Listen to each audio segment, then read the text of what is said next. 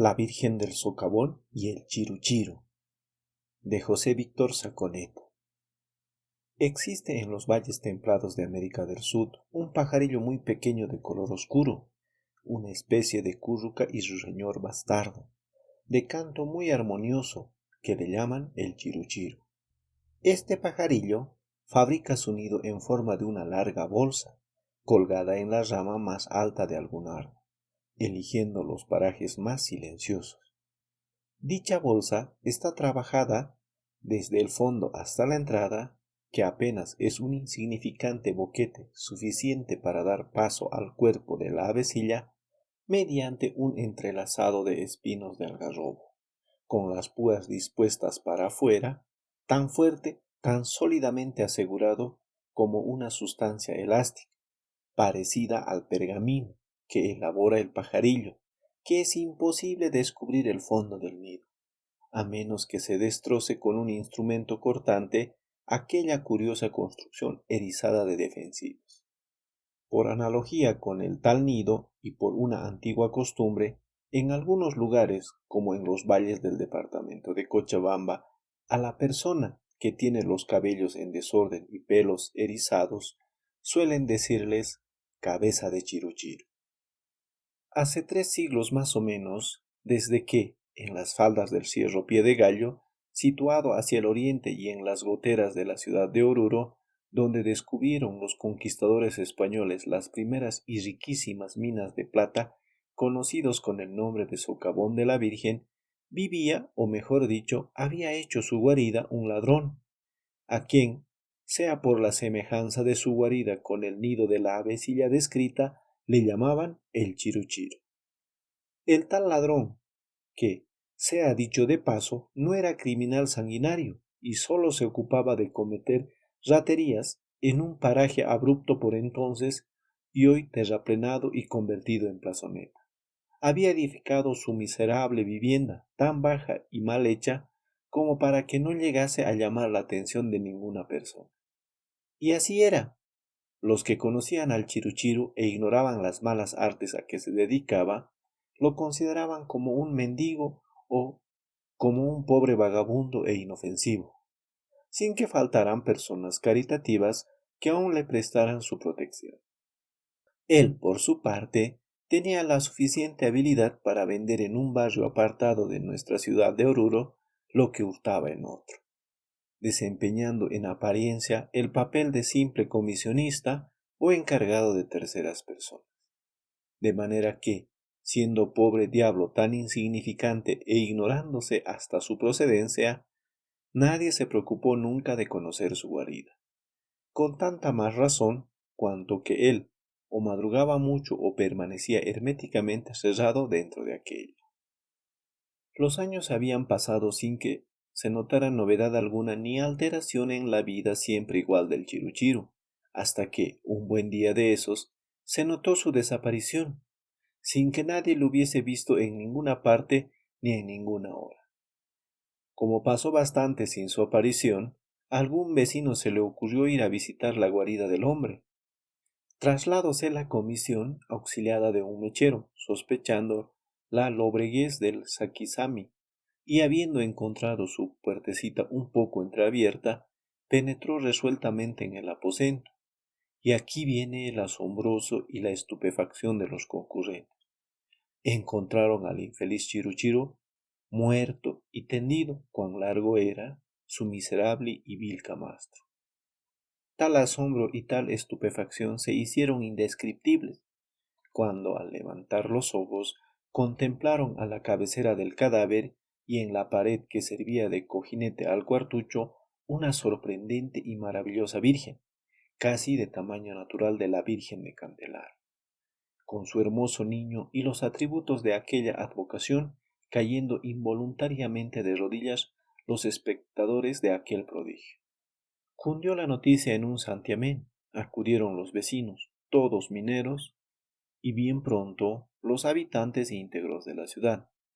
Extrajeron el cadáver de Chiruchiru para reconocer la causa de su muerte, amortajarlo decentemente y darle honrosa sepultura.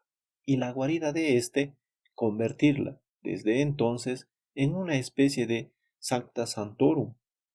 Fue el sitio de una romería incesante que duró meses, años y siglos, y que continúa ininterrumpidamente hasta el presente. El Chiru era efectivamente devoto de la Virgen de Candelaria, y tenía a su cabecera una pequeña imagen de su patrona, en un cuadrito litografiado o seguramente estampado en madera en esa época. Todas las noches que salía a hacer sus fechorías, porque de día era un hombre más honrado, le dejaba infaliblemente encendida una velita de cebo a su Virgen, para que le amparase en sus correrías y le sacase con bien de cualquier conflicto. La Santa Virgen, probablemente compadecida de su miseria, le dejaba hacer o se hacía de la vista gorda, mientras que el Chiru desvalijaba un poco de sus bienes terrenales a los poderosos y a los ricos, generalmente avaros y nada caritativos. Pero en una noche fatal trató de apoderarse del único tesoro que poseía un infeliz peón caminero y su familia, consistente en una petaca de cuero que contenía sus pobres ropas humildes y estropeadas. Como es natural, la Virgen se indignó de sobremanera y llamando interiormente a la conciencia de su devoto, le prohibió que cometiera semejante atentado. Pero el Chiru se obstinó en ejecutar semejante infamia por considerarle demasiado fácil, no sin insistir en su prohibición. La Virgen abandonó al ladrón de su amparo. El Chiru, ya libre de todo escrúpulo, se puso en ejecución inmediata, pero no había entrado en sus planes la contingencia de que iba a tropezar con un hombre que, aunque demasiado infeliz, era tan valeroso y resuelto, que no sólo sabía hacer frente a todas las adversidades de su mala suerte, sino también defender, a sangre y fuego, y temerariamente, su propia vida, la de su mujer e hijos, y el tesoro de sus miserables harapos. Cuando el Chiru se colaba ya en la vivienda de aquella pobre familia, por una puertecilla que entreabriera cuidadosamente, el camionero, que tenía un suelo muy ligero, despertó inmediatamente y percibió un leve ruido, y a través del trasluz de la puerta la presencia de una sombra. Creyendo que se trataba de algún asesino o de un enemigo encarnizado que tenía, cogió rápidamente el puñal que le servía para sus andanzas y viajes, y como era hombre que no esperaba recibir para dar, lanzóse sobre la puerta sin que el Chiru tuviese tiempo para volver la espalda, en la cual el caminero le asestó una profunda puñalada.